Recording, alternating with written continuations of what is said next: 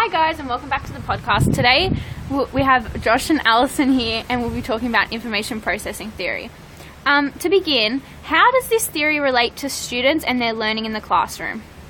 The brain acts like a computer in which it needs to process information in order to learn. Students need to bring information into their brain, manipulate the information, and then store that for future use, all of which contribute to their learning experience. Sounds interesting. For the next one, what are the stages the student may go through in order to learn? Alright, so once a student takes in the information, that new information is stored as sensory storage, which then moves to the working memory where the information can be processed further and can be manipulated based on knowledge already retained from their long-term memory. This new information is then either forgotten or transferred to the long-term memory, depending on their brain's ability to process the incoming information. Oh, really? I didn't realise that much was involved. What happens if new information doesn't make it to the long-term memory?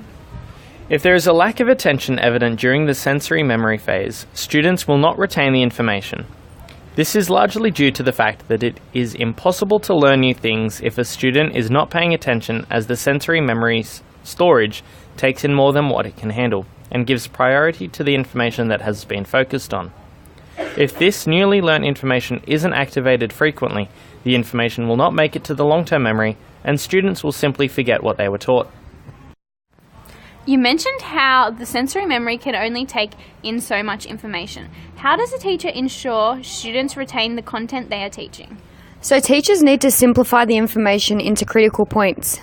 Information needs to be prioritised so students can focus on key concepts and then expand on this later on. Teachers also need to ensure students are paying attention when these key points are taught in order for retention of information. By setting homework tasks on the information that was taught in class, students have the opportunity to activate this information frequently in order to assist in the process of moving it to the long-term memory, where it can remain permanently.